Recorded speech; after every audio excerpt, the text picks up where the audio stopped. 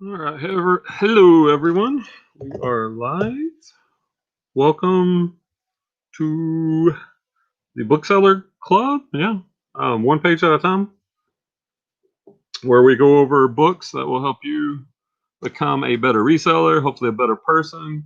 Running just a little bit late. We just ended our reseller mastermind Zoom call, which I think went really well. We had like 6 or 7 people in the call, and we talked about reselling goals for the week, talked about process, etc. So anyone that's not in that mastermind that would like to join, this is the Facebook group I have, and in that Facebook group, I post the weekly mastermind link, and we come together and we talk about different things related to reselling and help each other achieve those goals. Today, we talked about what were our listing goals for the week. We talked about average sell price. And like, for example, like for me, I quit teaching last week and now I'm a full-time reseller. So I had been doing, well, I'm still doing wholesale and replenishables, but now I want to take the time I was teaching and invest that into selling shoes. And I want to replace that money plus some. So you got to kind of backwards plan, right? So I want to make at least $1,000 a week profit. And then you gotta think of it in these terms. So $1,000 a week. Well, how many items are you going to list each week? And then what is your average profit for each item? For me, for this week, my goal is to list 50 pairs of shoes with an average profit of $20 or more per shoes. If I did that consistently for 3 months or 12 weeks, then I should be hitting that. And then everybody in the mastermind, we talked about our goals for the week. So let me catch up on the chat and we'll get straight into the book. We're discussing Atomic Habits by James Clear. We're on chapter 3 this week. How you doing? Bruce, glad you're here. My epic drama for my favorite people. Glad you're here. Nikki's in the house. There's a link. Anybody wants to join the live stream? Love to have someone else on or some other people on. All right, let's see. There's the Facebook group it's called the Seven Sticks Reseller Mastermind Group, I think. And it goes back to Napoleon Hill's book, the first one we read, where he gave the metaphor of one person is not very strong, but like if you took the analogy of a stick, right? One stick is easy to break, but if you put 7 sticks together, that's much harder to break than one stick. Obviously, implying that there's strength in numbers when we come together, and that's kind of the whole mentality of the mastermind group, that we will help each other and we will grow into better resellers. Hey, Jody, my favorite Canadian. Yeah, and I think, and I'm sorry, guys. Now that I'm trying to figure out my new schedule, now that I'm full time, I think what it's going to be is Mondays. Um, we'll have the mastermind call probably about 4 p.m. and that'll probably go about an hour. Like right now, I'm on the free Zoom because I didn't know how well it was going to do, and that only went 40 minutes. But I think the call went really well, so I'll probably upgrade that so we can have unlimited time. But I'm thinking about an hour and a half maybe for that, depending on how many people are there and how well it goes, and then follow that up with the book club right after. So Mondays will be my big kind of live days. I am going to be doing more videos. I'm going to start back to my weekly what solds. I'll probably start get my GoPro out and do some more garage sale videos here now that I can I can go to them. Don't worry, you can join the next week's one, Bruce. Yeah, Clay knows I will switch something up. That's a problem I have. It's always changing things up. The last half was good. Wish I could have been there for the beginning. I was about to say, dang, was the first half terrible? Yeah, I think it was good. And when you get different resellers together, we can pick each other's brains. We can brainstorm. And there's a motivational factor too. Like I am in Daily Refinement. He's a big YouTube channel, Chris. I am in his. I paid $129 for his Patreon group, which gives you access. He has a daily mastermind call Monday through Friday, and I'm kind of like And the whole mastermind group, once again, that comes from Napoleon Hill. That's his idea. So I figure I could at least do a weekly version for us, those who are interested. All right, catching up on the chat, and we'll get into chapter 3. No, I'm actually great, Nikki. Like I feel so much better now that I'm teaching. I'm tired. Packed out a ton of orders. I just posted the pic of all the orders I shipped out today, and that wasn't even all of them that came out over the weekend. So that's a good problem. I'm a little bummed out. I didn't only got one item listed today, so I'm gonna have to catch up on my listing the rest of the week. But Mondays are always very busy for me. You got orders that came in Friday after I shipped out, Saturday and Sunday, and so yeah, probably just a little tired, but I'm good. Thanks for asking though. Appreciate it. Hey again. That long time no see, Val. Long time no see, even though she had a strange name in the mastermind group. Fugu, yep. Do you have an average cost per pair of shoes? Now, Clay, I know that's how Renzi, and I've been watching more of Renzi's videos too, as I'm becoming a full-time reseller and focusing on shoes plus replenishables. Like I want to see different people that do shoes. And I know what they do. Like they average cost all their shoes. Like if they spent a whole day sourcing shoes and they bought 50 pair of shoes, and let's just say they spent $500 on the shoes, then they would put the average cost of shoes at $10. I typically will keep my receipts, and then I will use these to get the actual cost, including tax, that I spent on the shoes, and that will go on my SKU. Like these right here. Like these are the next shoes I'm listing, a pair of Kohans. They have the Nike Air inserts. These with tax, I paid $7.75 for. And I think I'm gonna list these around 49. You know, I'm probably taking an offer up to 30. But anyway, like in my SKU, that 775 number will go in because I want my numbers to be a little bit more accurate. But I don't think there's a problem with doing it the way they're doing it either. The only thing is, like when I'm looking at offers, sometimes I'll look at my SKU or the amount I spent on a pair of shoes, and if your average cost, doing the average cost basis on those, you may or may not take an offer. Whereas if you have the actual cost you put into it, then you really know what you put into it. You just got to keep your receipts. But either way, it's fine. All right. Nikki's going to do something in about 10 minutes. Not sure what. Nikki's reloaded. Val said, my sister recently put in her notice at her job. Her last day is October 3rd. Then she's going to start reselling. Yay.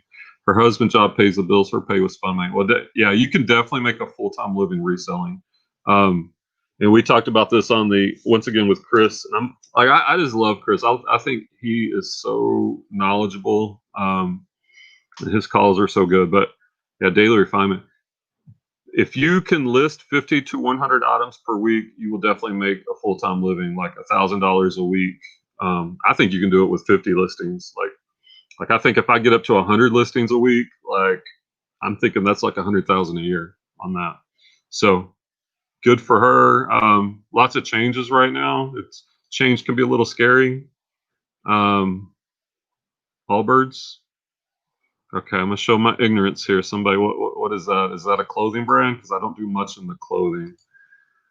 Clay said, but what I mean is, are you figuring you'll spend like $7 per pair of shoes and then you're hoping to sell them for 20, or is it 27? Oh yeah, my average profit of 20. So if I bought a pair of shoes for 7, then yeah, I'd want that 20 profit.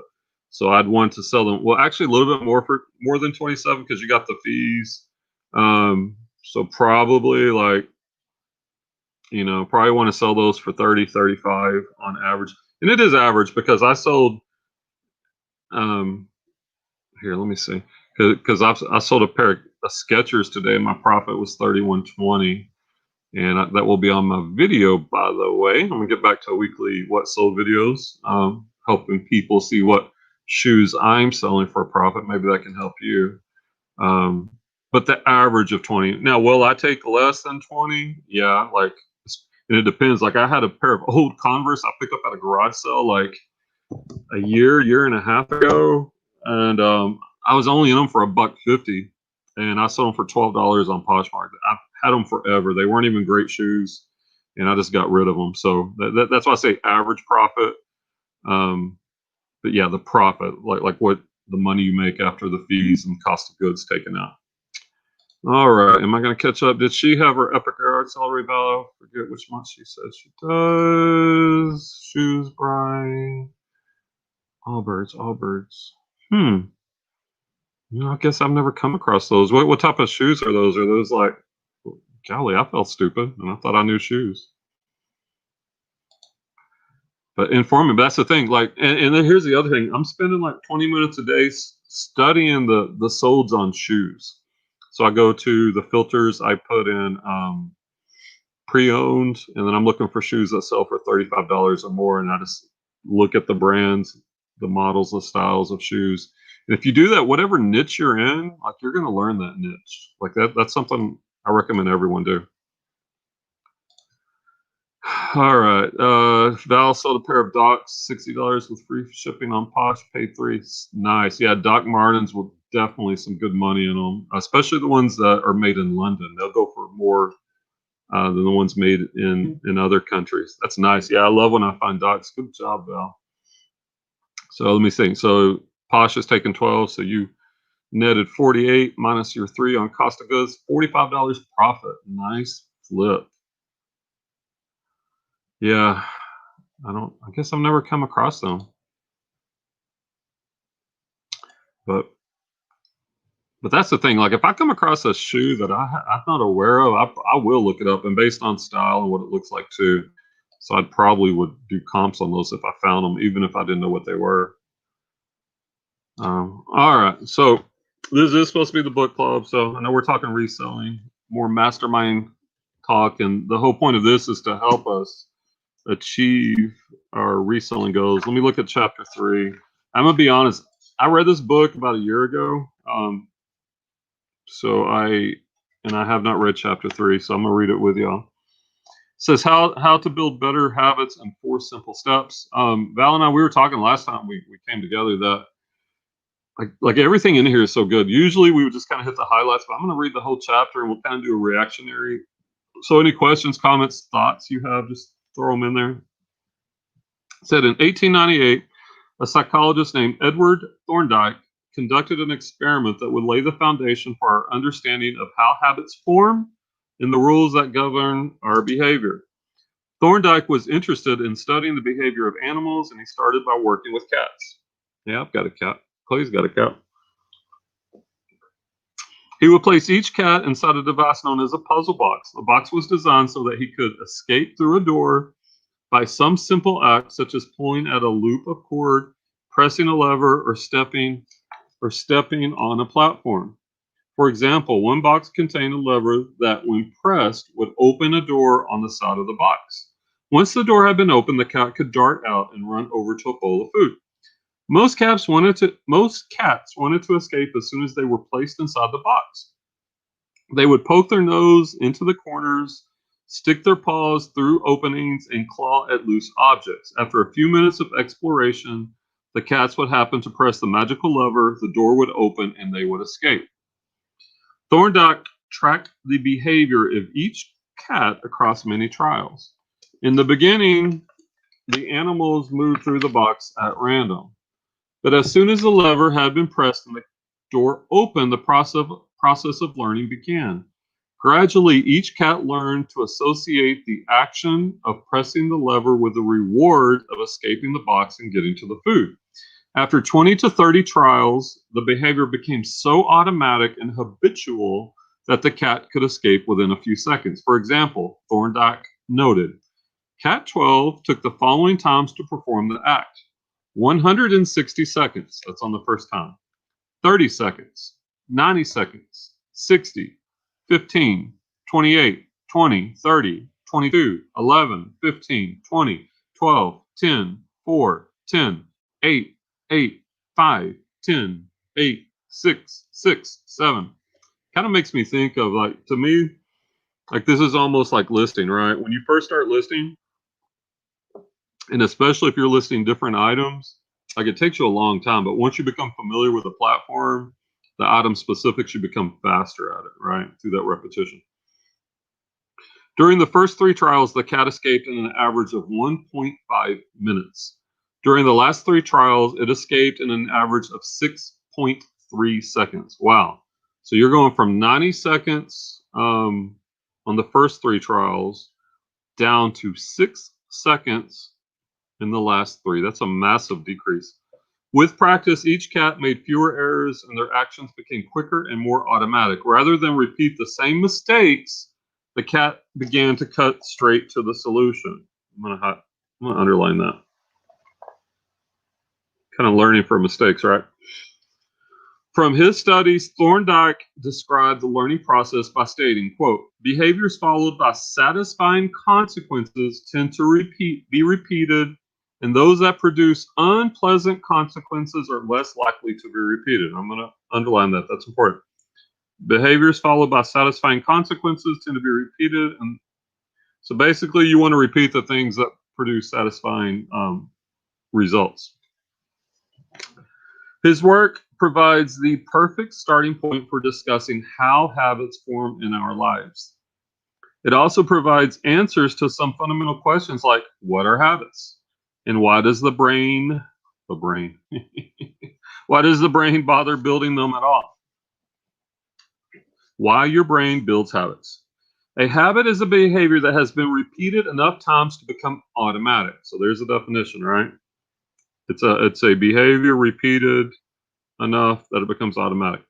The process of habit formation begins with trial and error. Whenever you encounter a new situation in life, your brain has to make a decision. How do I respond to this? The first time you come across a problem, you're not sure how to solve it.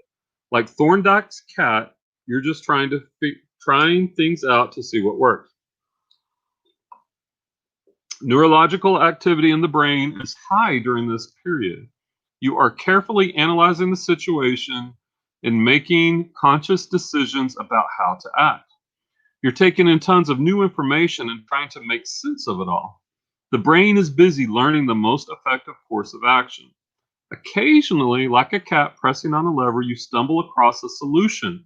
You're feeling anxious, and you discover that going for a run calms you down. Which reminds me, I'm supposed to run today, but it's raining outside. Ugh. You're mentally exhausted from a long day of work, and you learn that playing video games relaxes you.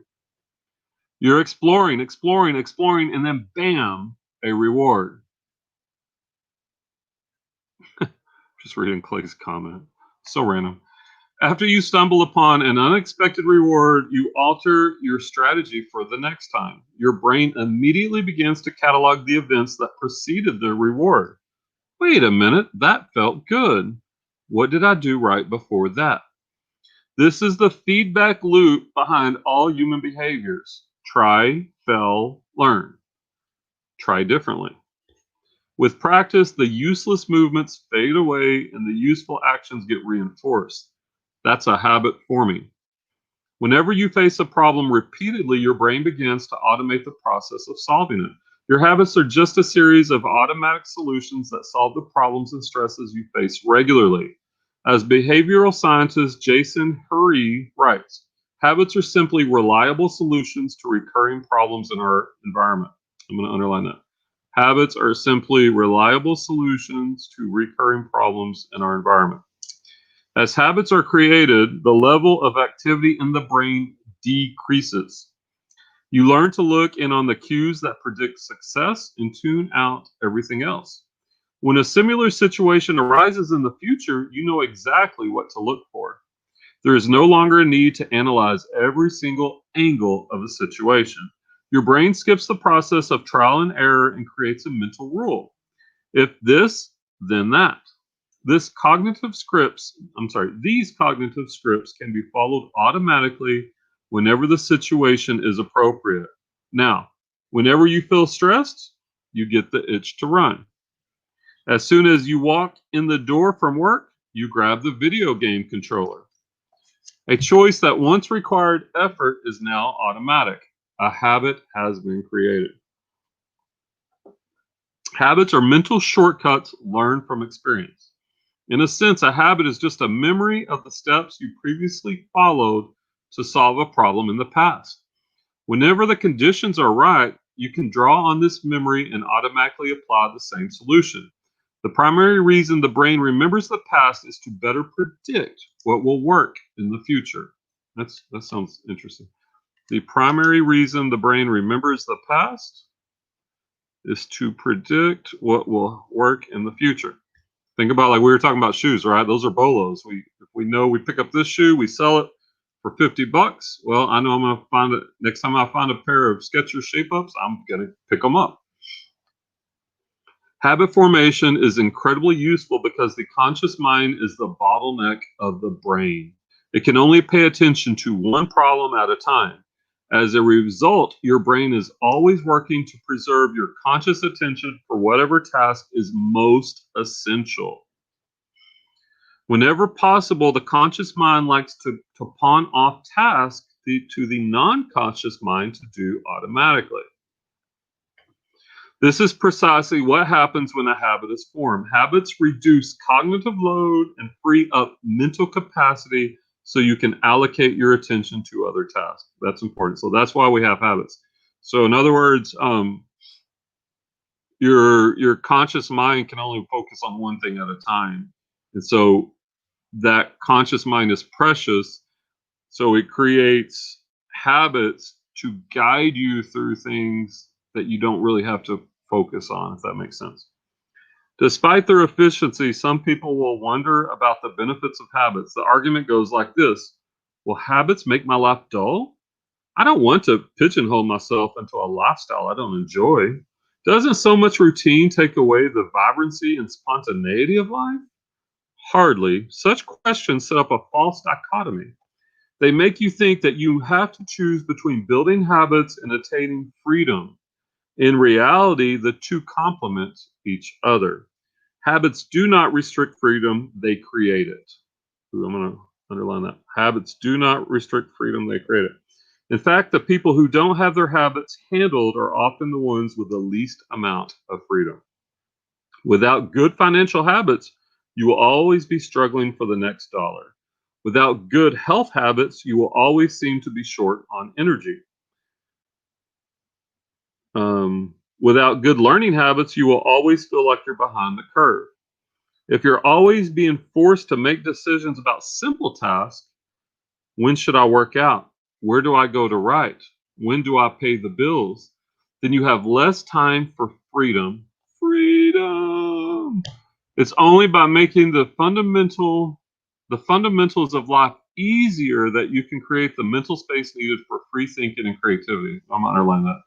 It's only by making the fundamentals of life easier that you create the mental space needed for free thinking and creativity. Conversely, when you have habits dialed in and the basics of life are handled and done, your mind is free to focus on new challenges and master the next set of problems. Building habits is the present, and the present allows you to do more for what you want in the future. It makes me think like when I was a teacher commuting up to Dallas every day, like a 30 to 45-minute commute. Like that was a habit. Like I knew my route. I didn't have to consciously think about driving. And my mind would wander. I would think about reselling or a problem in my personal life or a situation. Like my conscious cognitive mind was focusing on that, and my subconscious was guiding me on the route that I knew through habit to get to work. All right, let me catch up on the chat, and then we'll get to the next section of the book, of the chapter. And I think there's 2 more sections. Clay says, I just ate a bunch of Cool Ranch Doritos, bigger belly. Yeah, I don't like the Cool Ranch. I like the nacho flavor. But hey, get into my belly. Something important to remember is that many of us have decades of wiring that will take a long, long time to learn new habits because you have to rewire and there will be missteps. That's true. Like the neural pathways in your brain, those habits are formed. And like my therapist, he describes it like this: imagine you've got a machete and you've carved a path through a cornfield, right? Like you do things a certain way. That path is nice and carved out. It's easy to walk through. When you're trying to form a new habit, you have to then take a machete and start chopping through a new section of that cornfield, and that takes a lot of work. And that old pathway is still there. It'll take it a while for that one to regrow, where you're not going to go down that path as easily, and to make the new pathway easier to go down. That's a good point, Clay. But I mean, I wouldn't use that as an excuse not to form the new habits either. And many habits are good and many are bad, but we have to remember some are coping that helped us survive life and trauma, and not to beat ourselves up too much as we learn new things and still fail. Yeah, some of these habits are like our subconscious learning to cope with situations, but we also, we don't have to beat ourselves up for those old habits. I don't think you want to dwell on the old habits, but at the same time, you don't want to use that as an excuse to stick with those old habits. Let's form some new habits because we can. We know we can. All right, next section. The science of how habits work. All right, the process of building a habit can be divided into 4 simple steps: cue, craving, response, and reward. Breaking it down into these fundamental parts can help us understand what a habit is, how it works, and how to improve it. And here's the little illustration. We got the little chart. And then there's time, right? This 4-step pattern is the backbone of every habit, and your brain runs through these steps in the same order each time. First, there's the cue. The cue triggers your brain to initiate a behavior. It is a bit of information that predicts a reward. Our prehistoric ancestors were paying attention to cues that signal the location of primary rewards like food, water, and sex. Today, we spend most of our time learning cues that predict secondary rewards like money and fame, power, status, praise, and approval, love and friendship, or a sense of personal satisfaction. Of course, these pursuits also indirectly improve our odds of survival and reproduction, which is the deeper motive behind everything we do. Your mind is continuously analyzing your internal and external environment for hints of where rewards are located. Because the cue is the first indication that we're close to a reward, it naturally leads to a craving. So the cue leads to a craving. These are either primary rewards, obviously food, water, sex, and then the secondary, which are more those hierarchical attainment things. Cravings are the second step, and they are the motivational force behind every habit. Without some level of motivation or desire, without craving a change, we have no reason to react. Without craving a change, we have no reason to act. What you crave is not the habit itself, but the change in state it delivers. You do not crave smoking a cigarette, you crave the feeling of relief it provides. You are not motivated by brushing your teeth, but rather the feeling of a clean mouth. You do not want to turn on the television, you want to be entertained. Every craving is linked to a desire to change your internal state. This is an important point that we will discuss in detail later. So every craving is linked to a desire to change your internal state. Cravings differ from person to person. In theory, any piece of information could trigger a craving. But in practice, people are not motivated by the same cues. For example, I lost my spot. For example, for a gambler, the sound of a slot machine can be a potent trigger that sparks an intense wave of desire. For someone who rarely gambles, the jingle and chimes of the casino are just background noise. Cues are meaningless until they are interpreted. The thoughts, feelings, and emotions of the observer are what transform a cue into a craving. Let me repeat that. The thoughts, feelings, and emotions of the observer what transform a cue into a craving. The third step is response. The response is the actual habit you perform, which can take the form of a thought or an action. Whether a response occurs depends on how motivated you are and how much friction is associated with the behavior. If a particular action requires more physical or mental effort than you are willing to expend, then you won't do it. Your response also depends on your ability. It sounds simple, but a habit can occur only if you are capable of doing it. If you want to dunk a basketball but can't jump high enough to touch the hoop, well, you're out of luck. Finally, the response delivers a reward. Rewards are the end goal of every habit. The cue is about noticing the reward. The craving is about wanting the reward. The response is about obtaining the reward. We chase rewards because they serve two purposes. They satisfy us and they teach us. The first purpose of rewards is to satisfy your craving. Yes, rewards provide benefits on their own. Food and water deliver the energy you need to survive. Getting a promotion brings more money and respect. Getting in shape improves your health and your dating prospects. But the more immediate benefit is that rewards satisfy your craving to eat, or to gain status, or to win approval. At least for a moment, rewards deliver contentment and relief from craving. Second, rewards teach us which actions are worth remembering in the future. Your brain is a reward detector. As you go about your life, your sensory nervous system is continuously monitoring which actions satisfy your desires and deliver pleasure.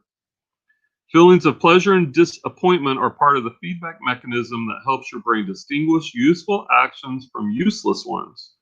Rewards close the feedback loop and complete the habit cycle. So the rewards are the last part that close it. If a behavior is insufficient in any of the four stages, it will not become a habit. Eliminate the cue and your habit will never start. Reduce the craving and you won't experience enough motivation to act. Make the behavior difficult and you won't be able to do it. And if the reward fails to satisfy your desire, then you'll have no reason to do it again in the future. Without the first three steps, a behavior will not occur. Without all four, a behavior will not be repeated. And here's another little diagram of it. Once again, you got cue, craving, response, and reward.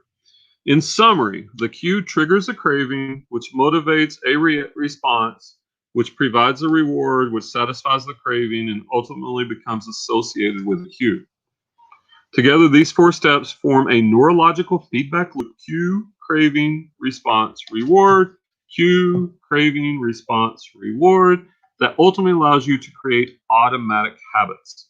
This cycle is known as the habit loop.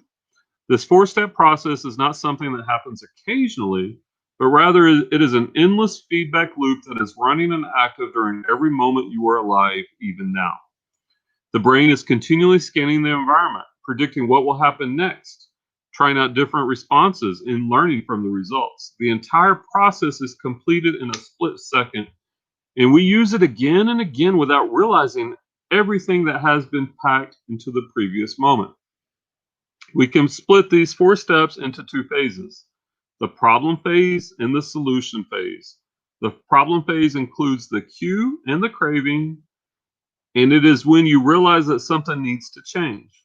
The solution phase includes the response and the reward, and it is when you take action to achieve the change you desire. Once again, there's our little diagram or little chart. Problem phase, solution phase. All behavior is driven by the desire to solve a problem. Sometimes the problem is that you notice something good and you want to obtain it. Sometimes the problem is that you're experiencing pain and you want to relieve it. Either way, the purpose of every habit is to solve the problems you face. In the table on the following page, you can see a few examples of what this looks like in real life. Imagine walking into a dark room and flipping on the light switch. You have performed this simple habit so many times that it occurs without thinking. You proceed through all four stages in the fraction of a second. The urge to act strikes you without thinking. By the time we become adults, we rarely notice the habits that are running our lives. Most of us never give a second thought to the fact that we tie the same shoe first each morning, or unplug the toaster after each use, or always change into comfortable clothes after getting home from work. After decades of mental programming, we automatically slip into these patterns of thinking and acting. Here's a couple examples. I'll run through these real quick, and this will be the end of this section. We'll catch up on the chat. Q, your phone buzzes with a new text message. Craving, you want to learn the contents of the message. Response, you grab your phone and read the text. Reward, you satisfy your craving to read the message. Grabbing your phone becomes associated with your phone buzzing. Next one. Q, you are answering emails. Craving, you begin to feel stressed and overwhelmed by work. You want to feel in control. Response, you bite your nails. Reward, you satisfy your craving to reduce stress. Biting your nails becomes associated with answering emails. Next. Q, you wake up. Craving, you want to feel alert. This is me right here. Response, you drink a cup of coffee or two. Reward, you satisfy your craving to feel alert. Drinking coffee becomes associated with waking up. That one I can totally associate with. Three more. Q, you smell a donut shop as you walk down the street near your office. Craving, you begin to crave a donut. Response, you buy a donut and eat it. Reward, you satisfy your craving to eat a donut. Buying a donut becomes associated with walking down the street near your office. Q, you hit a stumbling block on a project at work. Craving, you feel stuck and want to relieve your frustration. Response, you pull out your phone and check social media. Reward, you satisfy your craving to feel relieved. Checking social media becomes associated with feeling stalled at work. Last one. Q, you walk into a dark room. Craving, you want to be able to see. Response, you flip the light switch. Reward, you satisfy your craving to see. Turning on the light switch becomes associated with being in a darker. That one's interesting, right? Like that's the most basic one. We don't even think about it. That's the perfect example of how when you go into a dark room, you turn on the light switch, but it goes through all four steps. All right, let me check. Let me catch up on chat, and we'll read the last couple pages. All right, Val said, for me, I hesitate to start new habits because I'm afraid of the change. Example, selling on a different platform. What is the fear behind that? I'm afraid of change. Are you afraid of failing or what? Try to get deeper here. I'm gonna play my therapist, Joe. Like there are like that would be what he would call a primary emotion, like that fear. But underneath that, there's a secondary or a deeper emotion. So like try to figure that out. Like what is the afraid of change? Like why are you afraid of change? There's something deeper behind that. Like is it a feeling of inadequacy? I mean, I don't know. So try to figure that out. As I play amateur therapist. Clay says, I get that. Talari, what the heck? We want things to change and stay the same. We want things to change and stay. That's confusing. I don't know what you mean, Clay. You can do it. It took me months to go posh and get a VA, then to finally cross list since I have list perfectly and now have marketplace in Mercari. I did a couple sales and will do more. And Val responded, it's not that I want things to change. I want growth, but I'm afraid I won't be able to handle it or that I'll fail. So we want, all right, so you want the growth, but you're afraid you won't be able to handle it. Like Winston Churchill said, the only thing we have to fear is fear itself. I think our society in general makes us feel that failure is a bad thing, whether it's in school, getting a bad grade. But the truth is, and Napoleon Hill talked a lot about this, that we learn by failing. We should embrace these failures, right? Because that's how we're going to learn and ultimately get where we want to. I know these things are easier said than done. But the truth is, you're successful on Poshmark, Val. You can be successful on the other platforms. And we're here to help if you need some assistance on those other platforms. All those were and are huge blocks for me.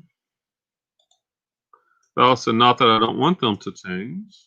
Clay said, if I can handle Posh and eBay, you can. I think you're way more organized and calmer in life than me. You both can handle it, guys.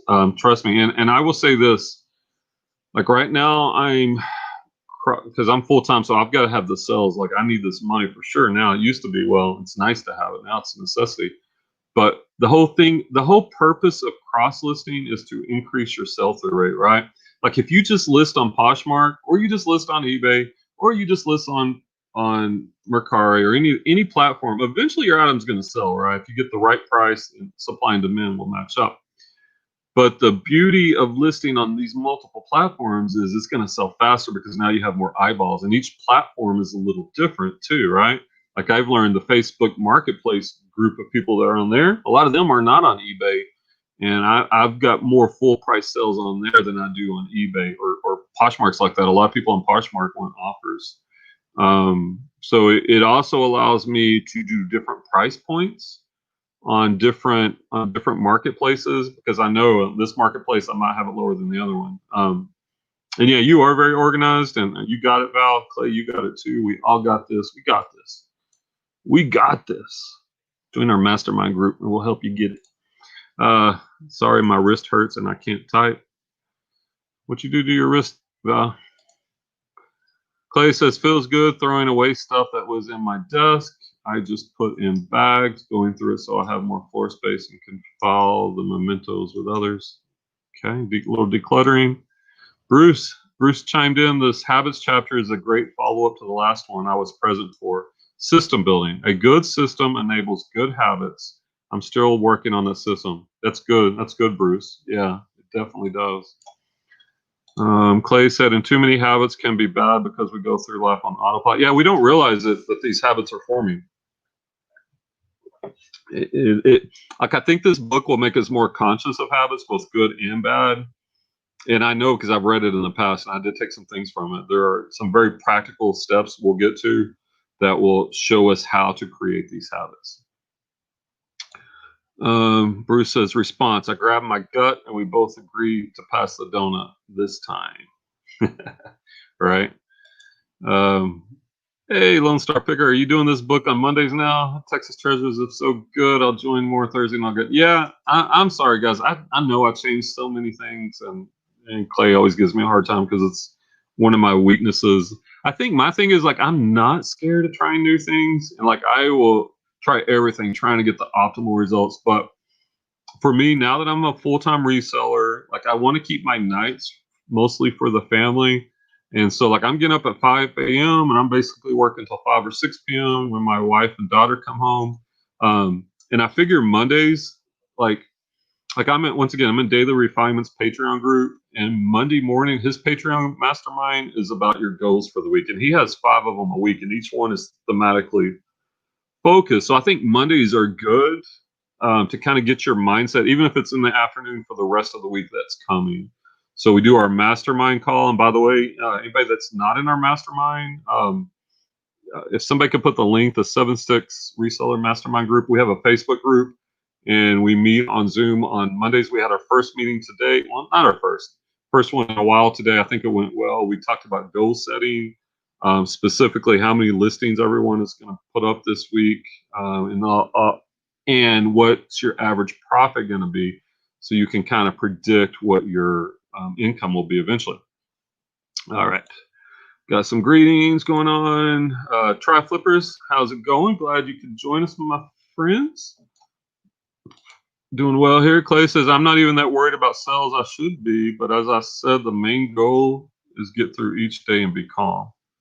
Not beat myself up, not spiraling or dumb decisions, and adding good work. Well, see, so what you're saying, Clay, is like if you focus on the process, the goals will come. And I don't think that those are that different. I think it is a good idea to have a goal, but for those goals to be achieved, you really got to work on the process part. And that's a lot of this is where the habits are going to come in, right? Like if if we're listing 10, or like Val was talking about 15 listings a day is her goal, well, she's got to build in those habits of listing 15 a day. But she does have that in the back of her mind. Like if you don't set a goal, and the goal is kind of like the motivation part, right? Like that's the thing you're chasing after. But the process is what's going to get you to the goal. I do think the process is probably more important than the goal, because a goal without a process is just a dream, right? Yeah. All right. Let's see. Let's see. Nikki agrees. Clay says positive things and sales will come. If I have to charge rent and bills, it's okay. Yeah, but I'm gonna push back, Clay. You don't have to charge rent and bills. List 50 items a week, and I guarantee you won't have to. All right. Don't be scared of the success. I mean, it's almost like if you give yourself if you don't burn your boats, right? Like if you think of, well, this isn't going to work, this is my way out.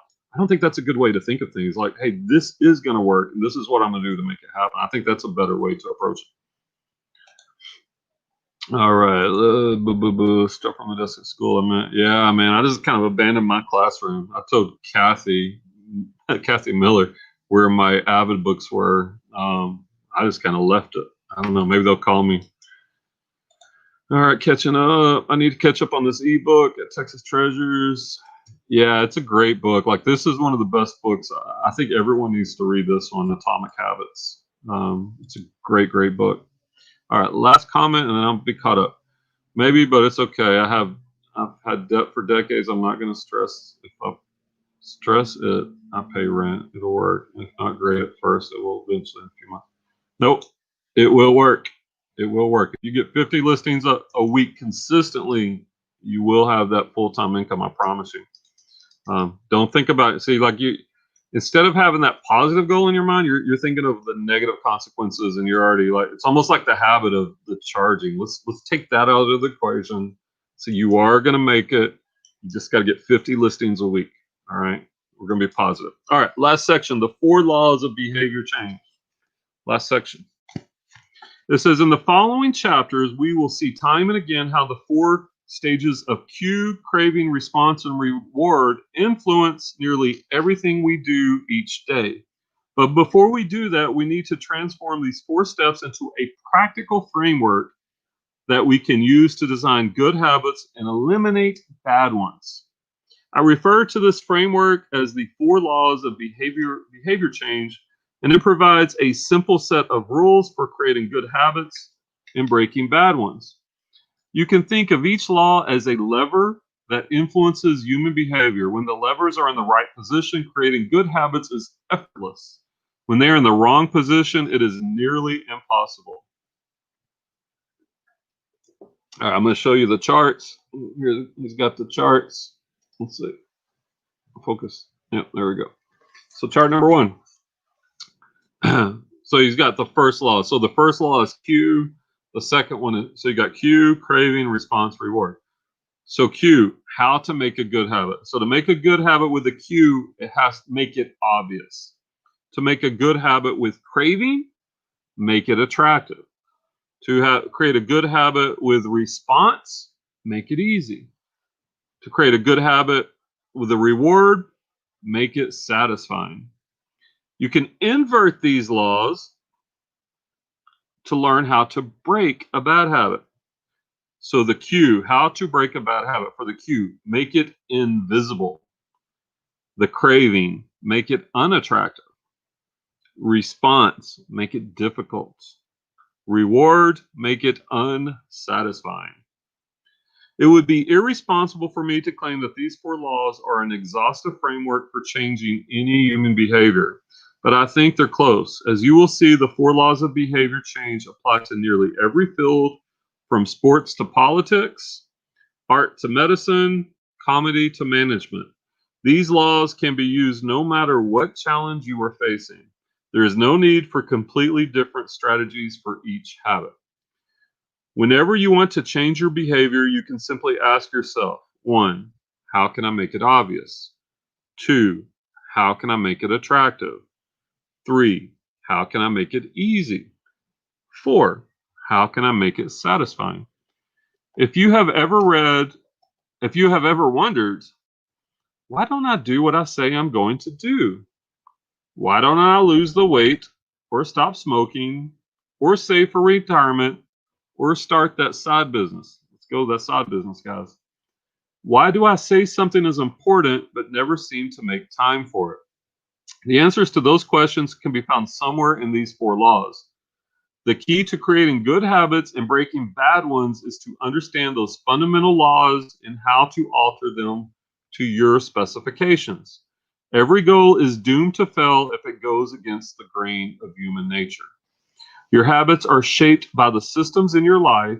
In the chapters that follow, we will discuss these laws one by one and show how you can use them to create a system in which good habits emerge naturally and bad habits wither away.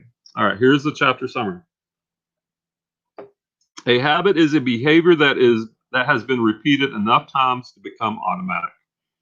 So a habit, it's a behavior, it's been repeated so that it becomes automatic.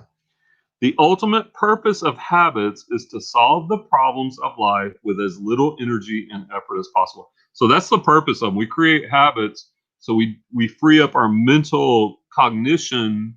And once again, I think the driving to work is the perfect example, right? That's a habit. Most of us do it. We're not even thinking about it. Our mind is somewhere else. It frees up that mental consciousness. Any habit can be broken down into a feedback loop that involves 4 steps: cue, craving, response, reward. The 4 laws of behavior change are a simple set of rules we can use to build better habits. They are: 1, make it obvious; 2, make it attractive; 3, make it easy; and 4, make it satisfying. So that's the end of chapter 3. Now, next week, we will go into the first law, which he's going to break each of these 4 steps, each of these 4 laws, and delve into them in more depth. So next week, we will be talking about how to make it obvious. So if you're reading along, if you want to read ahead, that would be the chapter to read. If not, you can join us. We'll read it and talk about it. So this chapter, he kind of focused in like, what is a habit?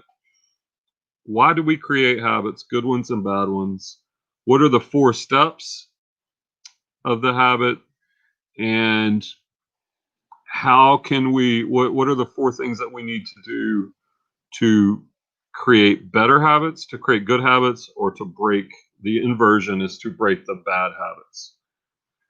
All right, so that's done for me reading. Any thoughts or comments? I think this one is kind of setting us up.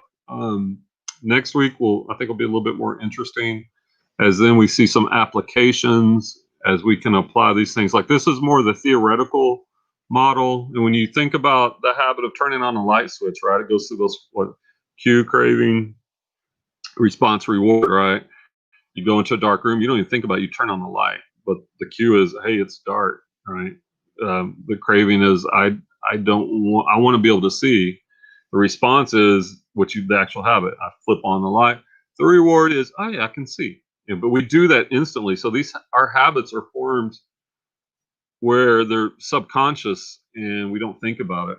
And so I think maybe that could be something we can think about between now and next time we do the book club is try to look at some habits that you formed, whether they're good or bad, and try to break down those 4 steps. Are you aware of them? What are the 4 steps? And why did we create those habits? All right. Anybody got anything? Any thoughts? Chat's kind of gone quiet. Questions, comments.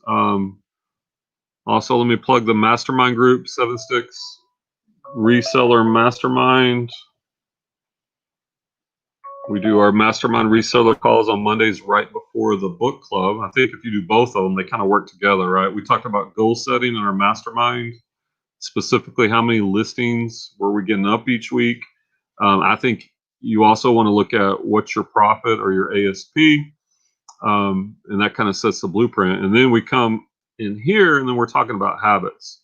So if you're saying your goal is to, like for me, my goal this week is to list 50 items for this week before next Monday with an average profit of $20 or more. And so when you think about the habits, well, obviously I've got to get those listed. So how am I going to create the habit of listing regularly? Not when I want to, but like I've got to be, you have to really plan these things out.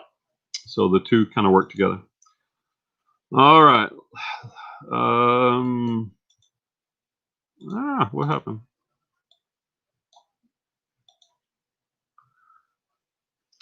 All right. Any final thoughts, guys?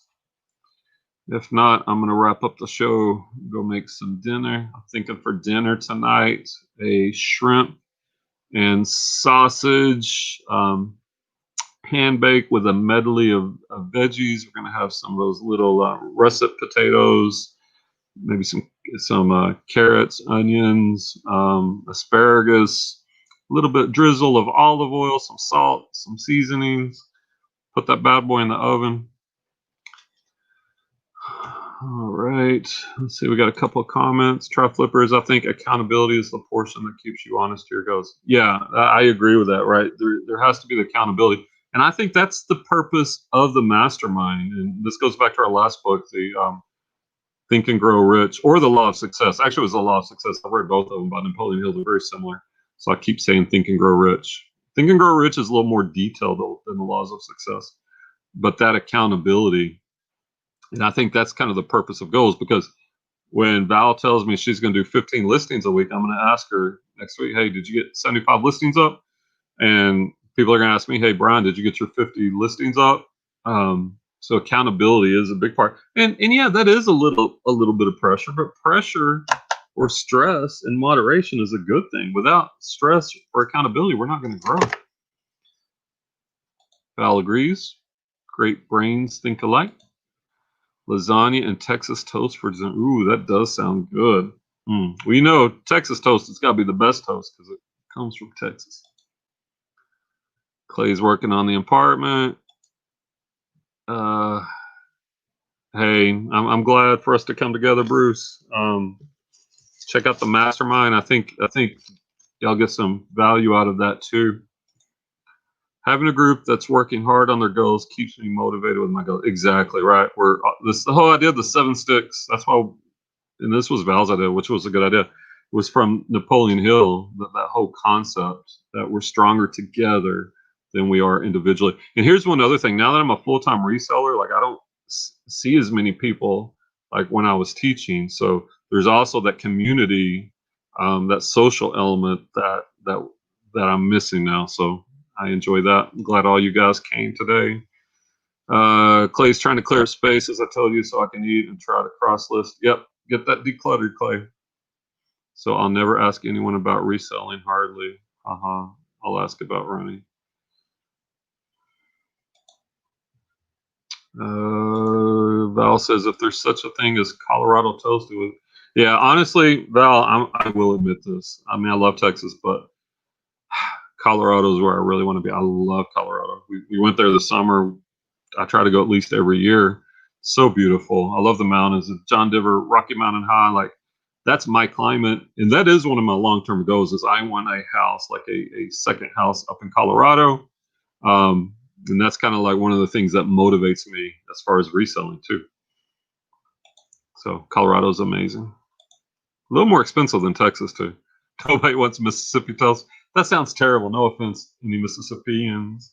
But yeah, that just doesn't even sound good. But I was excited for her sister to start reading. I hope I can be. Yeah. Take her under your wing. Bring her into our groups.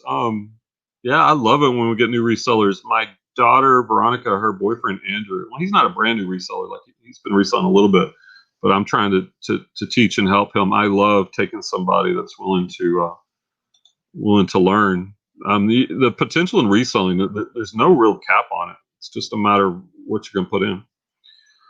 All right, guys. I think we're going to go ahead and wrap it up. Thanks, everyone, for showing up.